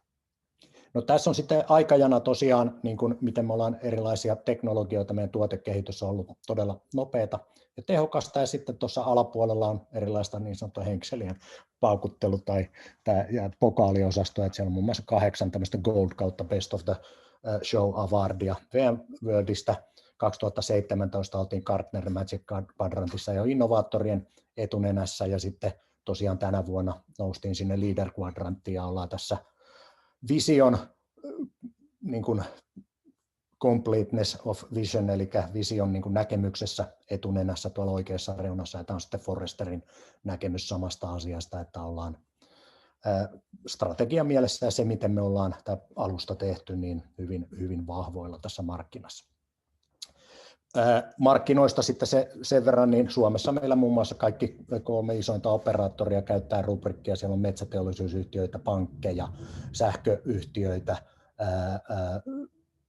terveydenhoidon varmistus- tai järjestelmistä ylläpitäviä järjestelmiä, useita palveluntarjoajia ja niin päin pois. Ja puhutaan monista useamman petatavun ympäristö, mitä Suomen markkinoillakin Rubrikkia on jo käytössä. Mutta lähdetään tosiaan katsomaan siitä, että miten tämä Rubrik tosiaan niin kuin on suunniteltu, miten tämä teknisesti toimii ja miten tämä nyt sitten liittyy tähän ransomwaresta palautumiseen tämä ympäristö. Jos me katsotaan niin kuin perinteisiä backup-järjestelmiä, oli ne nyt sitten mikä tahansa näistä klassisista varmistusjärjestelmistä, niin lähestulkoon kaikki perustuu tämmöiseen monikerrosarkkitehtuuriin, missä meillä on jokin varmistusohjelmisto, joka pyörii siellä varmistuspalvelimella. Sitten on tämmöisiä proxeja, kutsuttiin niitä nyt sitten proxeiksi, mediaservereiksi tai storage-nodeiksi, niin niitä sitten levitellään sitä mukaan, kun tarvitaan skaalautumista, saattaa olla replikointia. Katalogi pyörii siellä backup-serverillä, on joko softapohjaista deduplikointia tai levypohjaista deduplikointia, ehkä sitten nauhaa ja niin edespäin. Ja tämmöisen ympäristön niin kuin haaste on nyt, nämä oli palvellut vuosikymmeniä, sieltä 4. vuosisadat sitten, kun nämä perusarkkitehtuuri suunniteltiin, niin toiminut oikein hyvin, mutta tämä maailma on lähinnä suunniteltu tämmöisten failien tai palvelimien palauttamiseen, eikä siihen aikaan oikeastaan oltu kuuluttukaan vielä näistä ransomware- ja tämän tyyppisistä hyökkäyksistä. Eli tämmöisen monikerrosarkkitehtuurin haaste on niin kuin lähtee ihan tietoturvakannalta siitä, että meillä on hyökkäyspintaa, jokainen tämmöinen komponentti on oma hyökkäyspintansa, niiden välinen liikenne, niiden käyttöjärjestelmien päivittäminen, ylläpito, jokainen elää vähän omaa elinkaartaa ja niin edespäin. Saati sitten tämmöisen niin kuin helppokäyttöisyys ja sitten automaatio ympärillä olevien järjestelmien raportointeihin ja tämän tyyppisiä asioita, niin nämä on tuottanut sitten paljon haasteita markkinoille, ja Rubrikin näkemys sitten tai lähestyminen tähän asiaan oli se, että me luodaan tämmöinen scale out, share nothing, trust no one niin kuin yksikerrosklusteriarkkitehtuuri, ja idealla tosiaan se, että me voidaan aloittaa yhdellä tämmöisellä, niin kuin nyt jos puhutaan fyysisten konesalien varmistamista, niin voidaan aloittaa yhdellä tämmöisellä, mitä me kutsutaan brick, eli niin kuin tiiliskivi brikeiksi, missä on itsessään jo korkean käytettävyyden 4 noodin klusteri, ja näitä brikkejä sitten voidaan lisätä sitä mukaan, kun tarvitaan suorituskykyä ja kapasiteettia, eli jokainen noodi tuo lisää niin kaistan leveyttä, kapasiteettia kuin suorituskykyä. Ja sitten tosiaan tämä julkipilvi, eli Amazon, Azure, Google, ja privaattipilvi, eli omat esimerkiksi Object Storaget, NAS Storaget ja tämän tyyppiset, niin on osana tätä arkkitehtuuria sillä lailla, että me voidaan käyttää pitkäaikaisarkistointitargettina näitä julkipilviä, jonne ne menee kryptattuna indeksointina ja palautusmielessä täysin läpinäkyvä. Tulee sitten vaan vähän hitaammin tuolta pilvestä. Ja itse pilvi on myös pilviarkisto on myös täysin itsenäinen entiteetti siinä mielessä, että siellä on kaikki, mitä me tarvitaan palautusta varten. Että jos koko klusteri hajoaa tai hävii maailmankartalta, niin riittää, että me asennetaan jonnekin. Vaikka Virtual Edition tästä Rubrikista, niin voidaan palauttaa sieltä julkipilvestä ne meidän kaikki kriittiset tietokannat ja niin päin pois. Mutta tietenkin nopeissa tilanteissa niin Rubrik on suunniteltu tämmöisessä korkean käytettävyyden järjestelmäksi, eli sen nopeat palautukset, live mountit tulee suoraan tästä Rubrik-klusterista, mutta jos nyt kävisi niin, että koko konesali tai konesalit menee, niin voidaan palauttaa myös tuolta arkistotargeteista saman lailla, tietenkin vähän pidemmällä latenssilla. Ja privaattipilvet tietenkin, siis myös pitkäaikaissäilytyksessä voidaan käyttää omaa Object-Storage-tallennusta tai NAS-tallennusta, jossa se on sitten kryptattuna ja indeksoituna. Mutta myös tähän kuuluu sitten näiden pilvinatiivityökuormien suojaukset, eli Azuret, AWS, Google VM ja Storaget ja Office 365 ja niin edespäin. Eli miten Rubrik sitten toimii ja niin kuin, on käyttöönotto äärimmäisen nopeata ja helppoa, eli tehty tämä helppokäyttöisyys ihan sieltä käyttöönotosta lähtien, eli me tuodaan tarvittavat, tietenkin ensin tehdään mitoitus ja sitten tuodaan tarvittava määrä tätä Rubrik-kapasiteettia, eli näitä Rubrik-noodeja sinne, lyödään ne räkkiin ja annetaan IP-osoitteet ja verkko-osoitteet ja sen jälkeen kun se on fyysisesti verkossa, niin me näytetään ne työkuormat, jotka voi olla sitten tosiaan virtuaaliympäristöistä, AHV:tä, VMwarea, Hyper-V:tä, fyysiset Windowsit, Linuxit, Unixit, Oraclet, SQL, MySQL, MariaDB, HANAt, NAS-järjestelmät, niin edespäin. Jos mä käytän nyt VMwarea esimerkkinä vaikka, niin me näytetään se vCenter-ympäristö Rubrikille ja Rubrik tekee tämmöisen autodiscoverin, eli meidän ei tarvitse itse lisätä ja pitää huolta siitä, että onko tämä virtuaalikone lisätty nyt varmistukseen, vaan Rubrik automaattisesti näkee ne työkuormat, oli sitten virtuaalikoneita tai tietokantoja, ja kerää siis tiedot siitä, että mitä täällä kyseisessä ympäristössä on varmistettavaa. Sen jälkeen, kun tämä autodiscovery on tehty, niin meillä ei ole mitään tämmöistä perinteisen maailman storage-hallintaa, että pitää luoda jotain storage-näkymiä tai arkistosääntöjä tai backup-jobeja tai scheduleita tai tämän tyyppisiä, vaan me tehdään ainoastaan palvelutasot, eli SLA, Service Level Agreement. Ja tässä SLAssa me määritellään vaikka käytännössä 3 asiaa, eli kuinka usein me varmistetaan, esimerkiksi päivittäin 30 päivää, kuinka kauan me säilytetään, eli se 30 päivää tai vaikka 30 päivää 12 kuukautta, ja missä me halutaan ne säilyttää. Esimerkiksi pidetään 30 päivää nopeita palautuksia varten itse tässä Rubrik-klusterissa, ja sitä vanhemmat työnnetään vaikka Google-Haminan pilveen pitkäaikaissäilytykseen, vaikka ne 12 kuukausittaista ja vaikka 7 vuosittaista backupia. Sen jälkeen, kun tämä SLA on tehty, niin me vaan osoitetaan se SLA näihin työkuormiin, joka voi olla vaikka koko VMware-klusteri, joka me voidaan tehdä vaikka pronssi SLA, sanoa, että 30 päivittäistä 12 kuukausittaista, ja osoitetaan se koko VMware-klusteri, jolloin aina kun me lisätään siihen kyseiseen klusteriin uusi työkuorma, vaikka virtuaalikone, niin se lähtee automaattisesti se SLA mukaisesti suojautumaan. Tai me voidaan sitten mennä vähän granulaarisemmalla lähestymisellä, että yliajetaan se klusteritason SLA vaikka hakemistotason SLAlla siellä vCenterissä tai tässä hakemistossa, vaikka meidän finanssiosaston virtuaalikoneet, ne pitää vetää kulta SLAlla, ja tuolla on vaikka johtoryhmän jotain järjestelmiä, niin ne pitää vetää platina SLAlla, eli me voidaan osoittaa niitä SLAita ihan vaikka virtuaalikonekohtaisesti.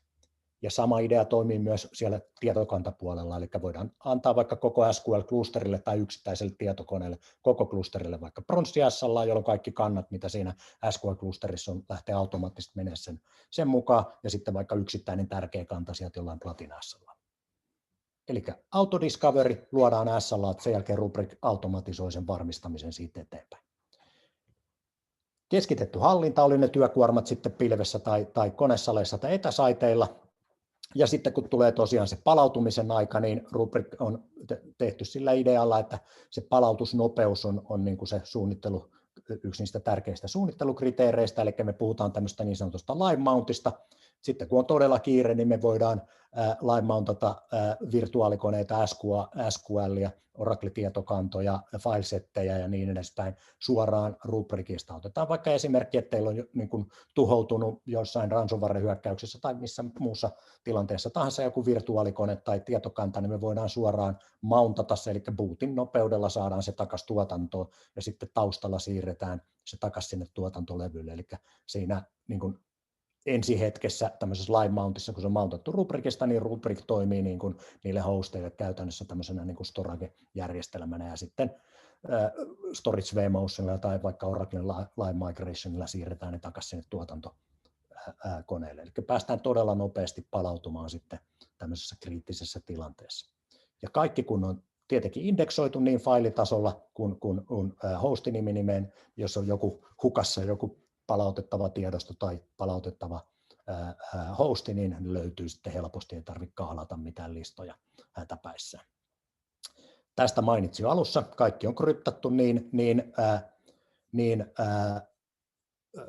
liikenteessä kuin levyllä kuin näiden noodien välisessä liikenteessä, eli minimoitu se hyökkäyspinta siinä mielessä, että ei päästä siihen varmistusdataan käsiksi. Ja niin kuin aikaisemmin puhuin, niin tämä ransomware-immuniteetti perustuu siihen Atlas-tiedostojärjestelmään, että siihen ei pääse kuin APIn kautta, ja se on tämmöinen up and only, eli siihen voi vaan lisätä siihen filesysteemiin niin kauan, kun sulla on tiedon säilytysaika varmistuksella, että sen jälkeen se voidaan vasta poistaa se kyseinen varmistus.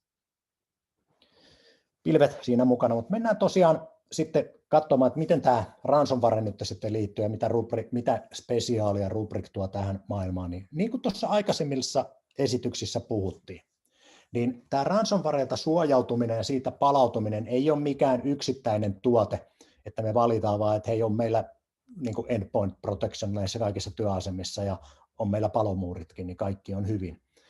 Vaan se todella niin kuin lähtee ihan siis siitä, että ovet lukossa ja sitten on palomuurit ja endpoint-suojaukset ja applikaation päivitykset ja storage-järjestelmien päivitykset ja niin päin pois. Eli meillä on erinäinen määrä tämmöinen vähän niin kuin sipulimalli teknologioita ja tuotteita, millä me pyritään suojaamaan se data.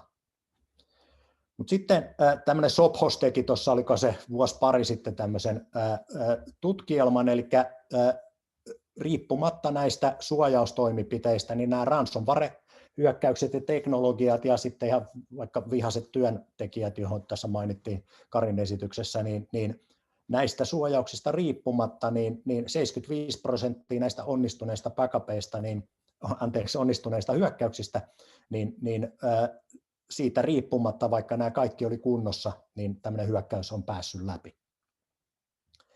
Eli tämmöisessä tilanteessa meillä nyt kysymys sitten onkin se, että kuinka nopeasti me pystytään palautumaan, kun tämmöinen on osunut. Ja ehkä vielä isompi kysymys on se, että pystytäänkö me palautumaan ollenkaan, niin kuin näissä monessa hyökkäyksessä on tapahtunut, että jos on semmoinen varmistusjärjestelmä, joka käyttää varmistusmediana esimerkiksi jotain verkkojakoa tai käyttöjärjestelmän sisäistä filesysteemiä, niin nämä ransomwaret on suunniteltu nykypäivänä sillä tavalla, että ne hyökkää ensin siihen varmistettavaan dataan ja varmistettuun dataan ja tuhoaa ensin sen varmistetun datan sieltä varmistusjärjestelmästä tai backup-serverit, jonka jälkeen sitten hyökätään siihen tuotantodataan, jolloin ollaan sitten siinä tilanteessa, että meillä on tuotanto seis, niin kun tuotantodata on kryptattu ja meillä ei ole edes varmistuksia, mistä me lähdettäisiin palautumaan. Eli tässä tulee nyt se tärkeä osuus siihen, että meidän varmistusjärjestelmän pitää olla suunniteltu sillä idealla, että se on immuuni näille ransomware-hyökkäyksille, että se varmistettu data on sellaisessa paikassa ja niin suojattu, että sitä ei voida ylikirjoittaa. Monethan puhuu siitä, että nauhahan on tämmöinen immuuni, tai joku S3-targetti on immuuni ransomwarelle, kun se on siellä kryptattuna, ja se on ihan totta. Mutta jos meillä on niiden varmistusjärjestelmä tuhoutunut siinä edessä, niin se ei tämmöisessä palautustilanteessa ihan hirveästi lohduta, että ne datat on siellä jossain nauhalla turvassa, koska se saattaa se palautusoperaatio sitten kestää todella pitkään, kun meidän pitää ensin uudelleen asentaa varmistusjärjestelmä ja sen jälkeen lähteä katalogisoimaan ne varmistukset, eli katsomaan, että millä nauhalla on mitä tai millä medialla on se jossain S3 tai niin päin pois, eli joudutaan ne sieltä sisään niin kuin analysoimaan uudelleen, että mistä löytyy mikäkin backup. Ja tämä voi olla todella pitkä prosessi. Eli äärimmäisen tärkeää on tosiaan, että se varmistusjärjestelmä on suunniteltu sillä tavalla, että se on alusta asti ottanut huomioon tämmöisten ransomware-hyökkäysten mahdollisuuden ja tehty se alusta mahdollisimman vaikeaksi hyökättäväksi. Eli tarkoittaa käytännössä sitä, että jos meillä on tuotantoympäristö, siellä on tuotantolevyt, siellä on sitten joku tämmöinen vaikka Windows-pohjainen varmistusjärjestelmä, niin usein tuolla kentällä on sitten, kun tämmöinen ransomware on hyökännyt, niin on käynyt sillä tavalla, että on kryptattu niin tuotantoympäristöt kuin backup-järjestelmätkin, ja vaikka sitten olisi nauhat tallessa tai joku tämmöinen hyvä alusta tuolla backendissä, missä ne datat on tallessa, mutta jos sitten katalogit ja niin päin pois on tuhoutunut siinä hyökkäyksessä, niin se on hyvin hidasta se palautuminen tällaisessa tilanteessa. Rubrikissa tosiaan tehty se ympäristö sillä tavalla, että tämä on korkean käytettävyyden, meillä on vielä hardening guideit ja kaikki salasanakäytännöt niin päin pois, miten alkaen tämmöisistä niin kuin, NTP-palvelimien hardeningista ja niin päin pois, että se ympäristö tehdään sillä tavalla, että se on äärimmäisen vaikea hyökättävä, ja tosiaan kaikki on Rubrikissa kryptattu niin backup-liikenteessä kuin noodien välisessä liikenteessä kuin levyllä, ja sitten tämä Atlas-file-systeemin, minkä mä oon maininnut jo useamman kerran, eli se ei anna ylikirjoittaa mitään backupia niin kauan kuin se on säilytysajan sisällä.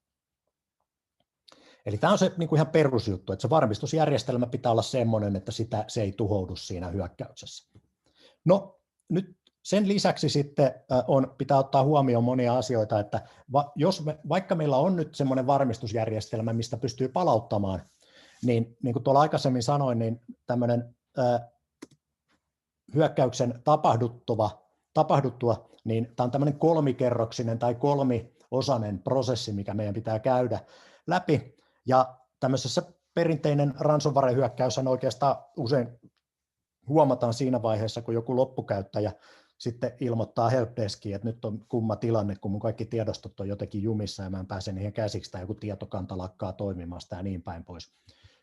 Eli se ensimmäinen askel on käytännössä nähdä se, että miten käytännössä havaita se kyseinen hyökkäys. Et sitten kun se on aktivoitunut ja lähtenyt leviämään, niin miten me havaitaan tämmöinen hyökkäys. No sen jälkeen, kun se havainto on tehty, niin se seuraava askel on sitten se, että katsoa, että kuinka iso se niin sanottu blast radius on, eli kuinka isolle se alueelle se on levinnyt. Ja tämä perinteisillä keinoilla, jos tähän ei ole mitään työkaluja tai projekteja tai prosessia, niin tämä on käsityötä ja saattaa kestää todella pitkään, eli niin kuin tutkitaan käsin palvelin kerrallaan, file-serveri kerrallaan, NAS-järjestelmä kerrallaan, että mihin kaikkialle se on osunut. Ja sitten kun tämä on niin kuin selvitetty, että mihin kaikkialle se on osunut, niin sitten se viimeinen on tosiaan, että jos se varmistusjärjestelmä on olemassa, niin sitten lähdetään palautumaan siitä ympäristöstä. Ja tämä tosiaan saattaa kestää niin kuin useista päivistä viikkoihin tai jopa kuukausiin, jos se tehdään tälleen käsityönä, eli ensin joku vaan sattumalta huomaa sen, sitten lähdetään käsityönä tutkimaan, että mihin se on osunut, ja sen jälkeen lähdetään palautumaan. No mitä Rubrik tuo sitten tähän niin kuin tuon perustoiminnallisuutensa lisäksi, niin on Rubrik, niin kuin mä silloin alussa sanoin, niin se perus 4. suunnittelukriteeri Rubrikilla oli se, että se backup-data pitää pystyä laittamaan töihin. Eli me analysoidaan sitä varmistettavaa dataa. Ja sitten tämän analysoinnin ja tämän metadata-järven päälle me voidaan luoda tämmöisiä data management-palveluita, joista ensimmäinen oli muutama vuosi sitten tuli markkinoille Rubrikin Radar. Ja tämä Radar on semmoinen, että se käyttää tämmöistä neural network koneäly järjestelmää tai toiminnallisuutta ja analysoi sitä varmistettua dataa ja etsii sieltä tämmöisiä anomaliteetteja, eli tavallisuudesta poikkeavia tilanteita, eli se oppii sitä teidän ympäristöä koko ajan. Ja tämän hyvä puoli on se, että meidän tarvitsee asentaa mitään sinne tuotantojärjestelmään, vaan me käytetään sitä backup-dataa siinä analysoinnissa. Eli jos meillä vaikka eilen oli joku tiedostopalveli, missä oli 20 000 tiedostoa jossain hakemistossa, ja tänään se on yhtäkkiä ne 20 000 tiedostoa on kryptautunut, niin me todetaan, että hei, täällä on tämmöinen anomaliteetti tapahtunut, tavallisuudesta poikkeava tilanne. Tai siellä on 20 000 tiedostoa muuttunut. Eli se on tämmöinen kaksiportainen, eli ensin se toteaa, että täällä tapahtuu jotain tavallisuudesta poikkeavaa, ja sen jälkeen se menee niihin tiedostoihin sisään katsomaan, että mitä täällä on tapahtunut. Jos se näyttää joltain kryptausalgoritmilta, niin sitten se raportoi siitä, lähtee suoraan vaikka teidän SAME-järjestelmään hälytykset, että hei, nyt tällä ja tällä palvelimella on yhtäkkiä alkanut näin suuria määriä tiedostoja muuttumaan kovaa vauhtia. Ja sitten me saadaan raportti, me nähdään ihan niin kuin palvelinkohtaisesti ja myös jopa tiedostokohtaisesti sieltä palvelimilta, että mihin kaikkialle nämä muutokset on osunut ja mihin ne kryptaukset on osunut, jolloin meillä on työkalu, mikä tämmöisten kaikkien näistä suojaustoimipiteistä riippumatta, jos tämmöinen hyökkäys aktivoituu ja pääsee läpi, niin meillä on työkalu, millä me nopeasti havaitaan se, ja sitten meillä on sama työkalu kertoo meille myös sitten, että minne kaikkialle se on osunut.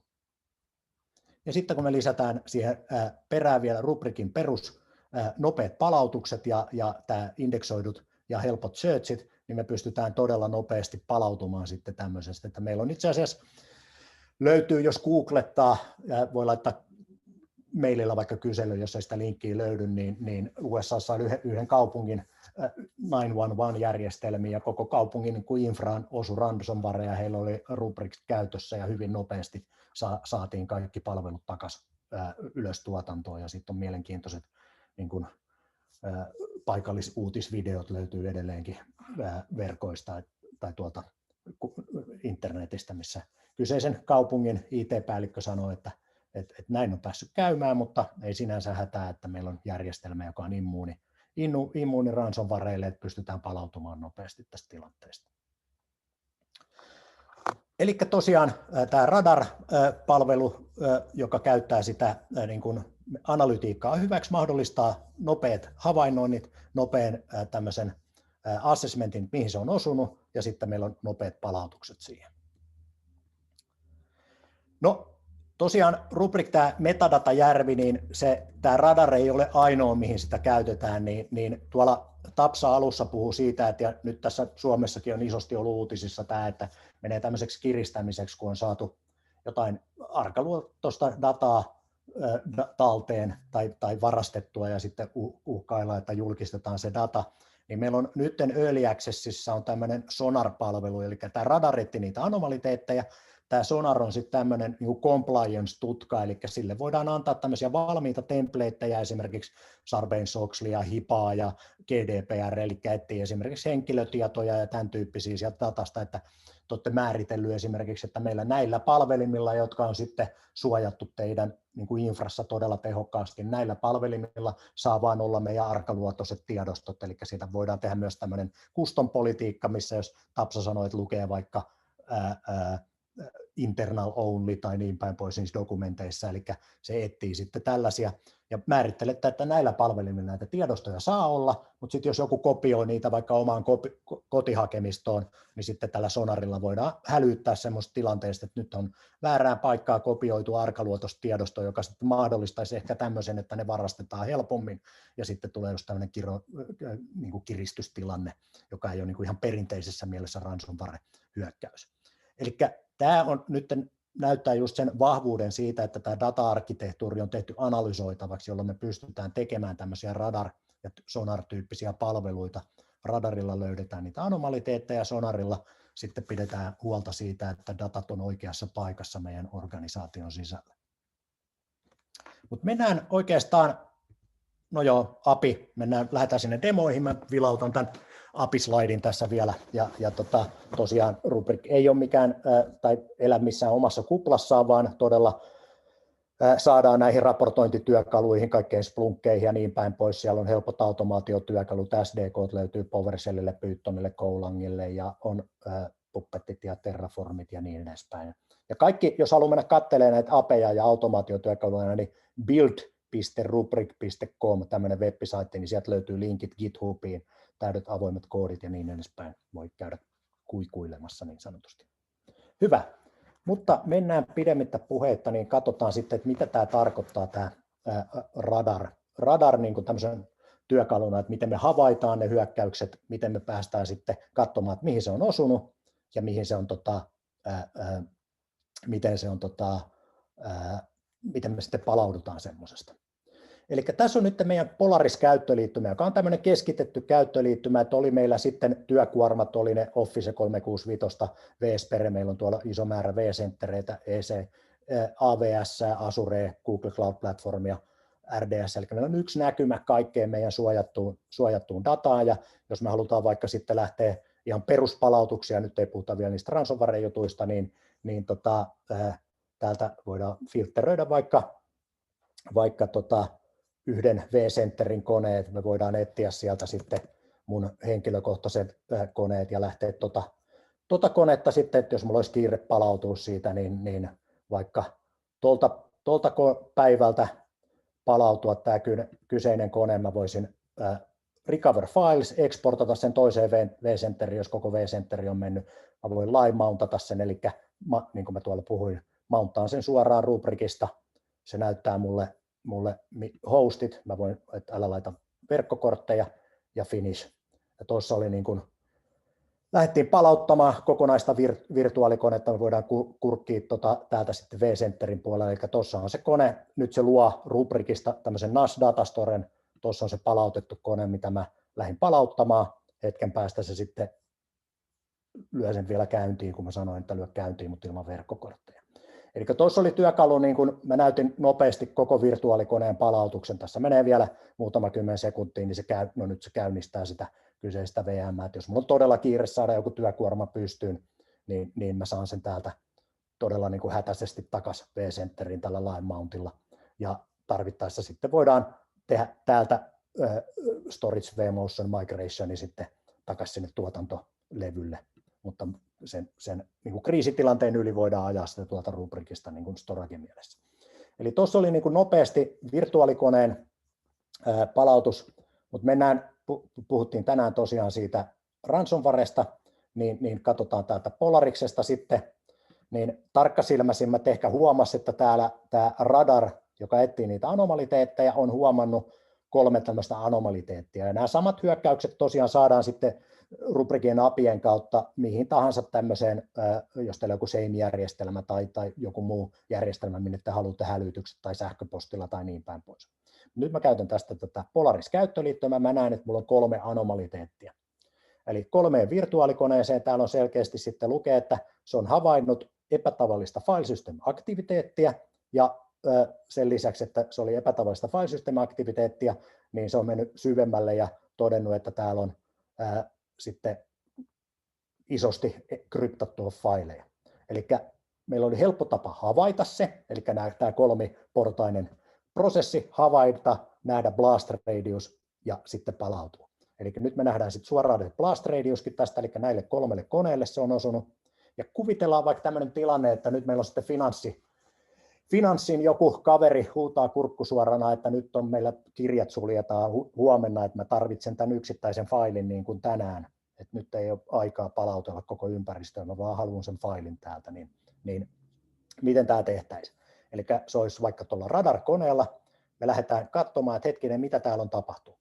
Tuosta jos mä klikkaan, niin jos mä haluaisin koko koneen palauttaa, niin kuin mä äsken näytin sillä mun demokoneella, mä nyt avaan sen tuohon toiseen tabiin, niin ei tarvitse tulla tänne sitten takaisin, niin jos me haluttaisiin toi kyseinen kone palauttaa, niin tuossa on ton päivän varmistukset, jos mä haluan katon tuosta raportista Polariksessa, eli tämä on havaittu 26. päivä kello 12.33, niin sitten mä palautuisin vaikka, mennään vaikka edelliseen päivään varmuuden vuoksi, ja sieltä sitten vaikka toi illan viimeinen, ja sama homma live mountti, niin mä saisin tämän koko koneen ylös. Mutta nyt oli se pääkirjanpitäjä huusi kurkkusuorana puhelimessa, että me tarvitaan se faili, ja me voidaan mennä sitten katsomaan, koska meillä on kaikki on indeksoitu, me voidaan mennä katsoa sen tiedostojärjestelmän sisään ja lähteä tutkimaan, että okei, C-asemalla on tapahtunut jotain, nämä värilliset näyttää, että mitä on deletoitu, mitä on lisätty, okei, fileshareihin, ja täällä on kaikki nämä fileshareit on poistettu ja lisätty jotain, niin mennään, täällä on se finanssihakemisto ja etsitään vaikka, että annual reportti, jaha, se on deletoitu ja sen tilalle on laitettu kryptattu faili. Nyt jos mun pitää palauttaa se, niin mä voisin valita tämän yksittäisen, mennä tänne next, mä voisin ladata sen mulle tänne selaimeen, mä voisin ylikirjoittaa se alkuperäisen tai sitten toiseen folderiin, jos siellä on Rubrikin backup service pyörimässä, ei kysele muuta.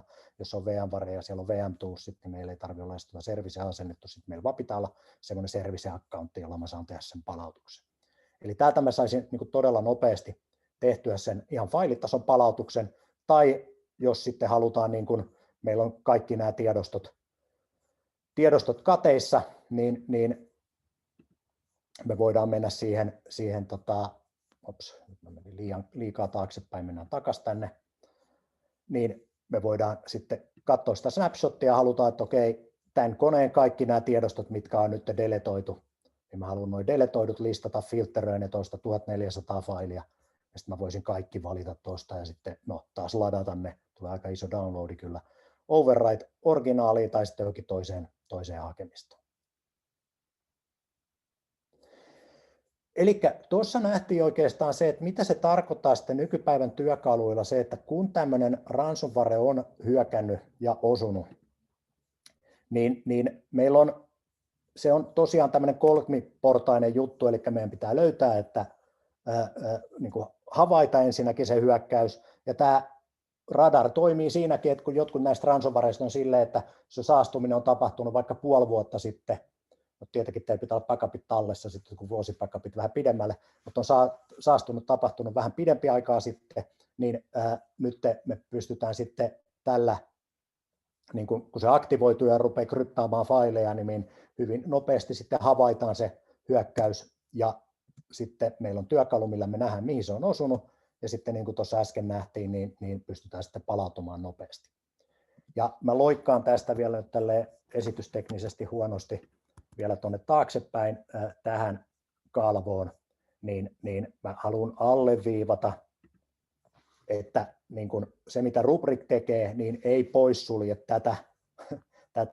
näitä estotoimipiteitä, eli tämä on todella tämmöisen ransomwaresta suojautuminen ja palautuminen, tämmöinen sipulimainen lähestyminen, niin kuin monikerrosarkkitehtuuri, että se mihin tämä konehuoneen niin kuin palvelu keskittyy on juuri se, että me tehdään suunnitelma, missä otetaan huomioon alkaen fyysisestä tietoturvasta, verkkojen tietoturvasta, endpointtien, applikaatioiden, sen datan suojaamisesta, ja otetaan myös huomioon se ajatus, että mitä sitten, että vaikka me kuinka ollaan laitettu nämä viimeisen päälle tikkiin, niin mitä sitten, että jos ja kun semmoinen ransomware sitten osuu tänne, tai vihamielinen hyökkäys, niin kuinka nopeasti pystytään palautumaan tämmöisestä järjestelmästä.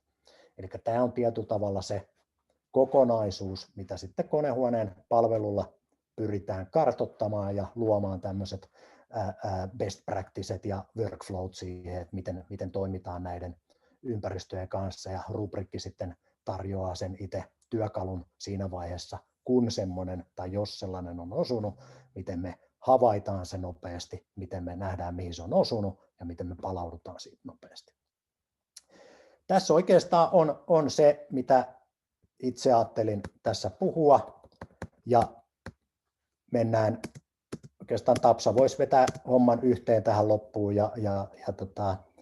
Semmoinen asia, me lähetetään vielä sähköpostilla niin kuin yhteenveto, ja meillä on tässä alkavan kuukauden, nyt mä en kirveelläkään muista sitä, se oli joku 10 tai 11 päivää, on tämmöinen Camp Rubrik, missä sitten me tehdään, on mahdollisuus, käydään rubrikki läpi, ja sitten kaikille, jotka siihen ilmoittautuu, niin heillä on luotu tämmöinen Rubrik Labra, missä saa itse omin käsin ottaa rubrikin käyttöön, konfiguroida SQL-backupit, virtuaalikone-backupit, tehdä palautuksia ja niin päin pois. Se on tämmöinen puolen päivän workshoppi, missä se alkaa 9 ja suunnilleen puolelta päivältä loppuu, että alussa käydään pieni esitys, mistä on kyse, ja sen jälkeen on niin kuin tämmöiset hands-on labrat kaikilla ilmoittautuneilla, niin tästä tulee sitten vielä lisätietoa perässä pizza-vouchereiden kanssa, ja pääsee sitten omin käsin testaamaan rubrikkia, jos haluaa.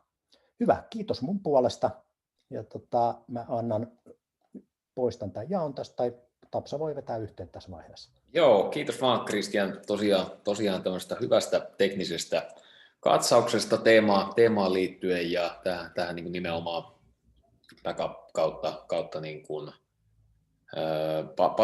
palautumisosioon liittyen, ja tosiaan jos yhteen vedetään, että mitä tänään käytiin läpi, niin aluksi katsottiin vähän tätä niin kuin ihan, mitä nämä ransomwaret yleensäkin on ja miten ne toimii, ja sen jälkeen Kari sitten kävi niin kuin, ei pelkästään ransomwaren näkökulmasta, mutta yleensäkin niin kuin tietoturvan näkökulmasta tätä, että miten voidaan, niin kuin, miten konehuone voi sitten auttaa tämmöisen tilannekuvan rakentamisessa ja minkälaisia juttuja sieltä saadaan, ja aika hyvin niin kuin sanotaan just niihin kipukohtiin, mitä mä kävin läpi, niin pystyi tuommoinen tilannekuvaraportti vastaamaan, ja sen jälkeen sitten Kristian kävi vielä yhden tämmöisen niin kuin teknisen ratkaisun läpi, joka ennen kaikkea sitten tähän datan varmentamiseen ja sen palauttamiseen sitten tarjoaa ratkaisuita. Mä en nähnyt kysymyksiä tuossa Q&A-paneelissa, mutta se ei tarkoita sitä, etteikö silti voisi kysyä. Eli jos jollain tulee mitä tahansa ajatuksia liittyen tähän, haluaisi tietää lisää jostain, haluaisi ehkä niin kuin vähän seikkaperäisemmin katsoa, minkälainen vaikka on se konehuoneen tilannekuvaraportti, tai kuulla hintoja vähän, että mitä semmoisen niin kuin tuottaminen teidän tapauksessa maksaa, niin ei muuta kuin yhteyttä näihin henkilöihin, jotka tässä on mainittu. Ja tosiaan Kristian sanoi tuosta Rubrikin bootcampista, jossa pääsee sitten niin kuin ihan hands-on testaamaan, että jos siellä on Nangolla teknisiä ihmisiä, ketä kiinnostaa tarkemmin perehtyä tähän, niin sinne vaan mukaan, ei maksa mitään ja saa varmasti niin kuin nopeasti hyvän kuvan siitä, että miten tuommoinen ratkaisu voi toimia. Ja luvattiin ne pizzat lounaaksi, niin kysyn tuosta markkinoinnilta, niin huomenna pitäisi viimeistään tulla sitten tämmöinen sähköinen lahjakortti sähköpostiin. Se varmaan tulee sen follow-up sähköpostin mukana. Ja sieltä sitten pizzan syöntiin. Me kiitetään tässä vaiheessa ja toivotetaan teille mukavaa päivänjatkoa. Ja jos tulee tosiaan kysyttävää, niin mielellään autetaan, vastataan, tullaan kertomaan tarkemmin näistä aiheista lisää. Kiitos. Kiitos. Kiitos.